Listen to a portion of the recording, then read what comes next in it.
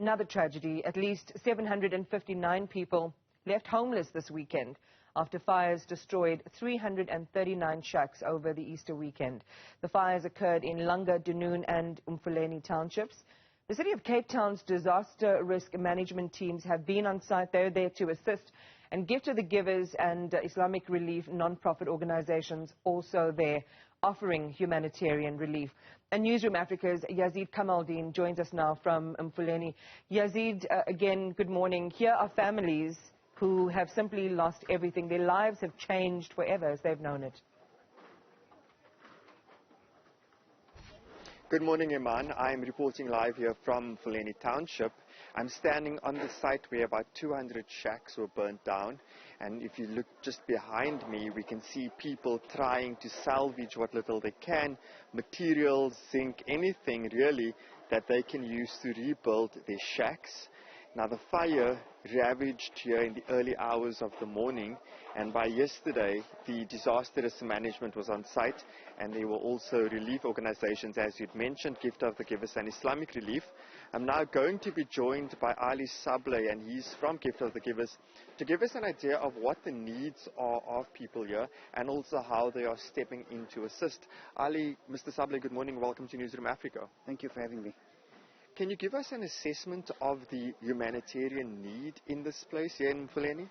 Okay, we were first activated by calls coming from this community. We do various projects in this community. So when the first calls came through yesterday, we knew there's something happening here, because it's unusual for this area to call us on a Sunday. And it was one call after another. We then, they then informed us there's a fire taking place in the informal settlement. We then made contact with the City of Cape Town disaster risk management teams and the fire department, who confirmed, and they said it's quite a huge one. We then activated our teams to come through, and when we got here, we could see the total destruction. We knew this will be about close to about 5 to 1,000 people displaced. And by the time we got here, the pathology unit and South African police services were just removing the two bodies. We then met with the community leaders, working our way forward in distributing a disaster relief aid. As you can see, those people don't require assistance for one day. This will be as assistance for the next few days, as these people still try to come to terms to the losses that occurred over the last 12 hours. So just to confirm, 2 people died, is that correct? That's correct. 2 people have been confirmed passed on. We have confirmed it with the community leaders, with the city officials, and we were here yesterday when the bodies were removed by the South African police services and the pathology unit. And what we saw yesterday was quite total despair. As we know, some of the people here, people in formal settlements normally work with budgets when it comes to getting their pay or their money. And some of the people already have purchased their groceries, and that is completely burnt out for the month. And with schools coming in the coming week, all the children's school uniforms, stationery, completely burnt out. So we're sitting with quite a dire situation here, but we are on the ground for the next few days to render assistance to this community. Where will people be staying?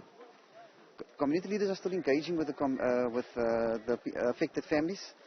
I know yesterday there was talks of moving them to a community hall, but as it is with every fire, people do not want to leave the plots.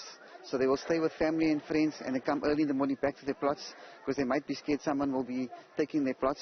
And as you can see in the mop-up operations, people are going through the debris to see if they could save anything. But unfortunately, as you can see, it's total destruction. Nothing could be saved. Thank you so much, Mr. Sableh. I'd like to also speak to somebody from the community, and you can step a bit closer. We could talk to you about the situation here. Now, Mr. Sableh just said that people do not want to leave their plots. Tell us about the risk that they are facing. Yes, they've lost all their belongings, but now there's a double risk. If they leave, our understanding is that somebody else could just come and build a shack on their plot. Tell us about that. Yes, that is possible. Many people, they say they were here, though they were not here, because there are so many people. Maybe others are renting inside the area, but now when they see like there was fire like this, they take the opportunity to come and take places of other people.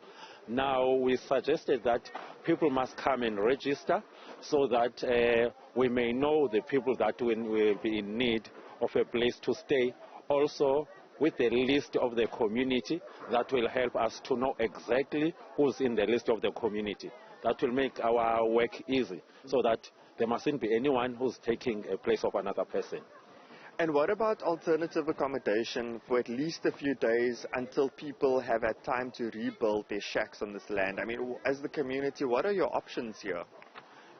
We did spoke with the councillor yesterday, Mr. Matikane. Mr. Matikane was in Eastern Cape, but he arrived late yesterday, but he did came later, and they were able to be taken to the wall, and also there were also mattresses, blankets, and some water that was provided.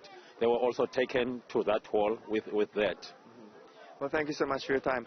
So now we have an update on what's happening here on the ground in Mfuleni. This, of course, being one of 3 townships where shacks unfortunately destroyed, unfortunately destroyed shacks over the weekend. And the mop-up operation, as it's called, is now underway with people trying to rebuild their homes over the next few days. Back to you in the studio. Yazeed, thank you for that. And we're looking at those pictures now of people literally picking up the pieces of their lives.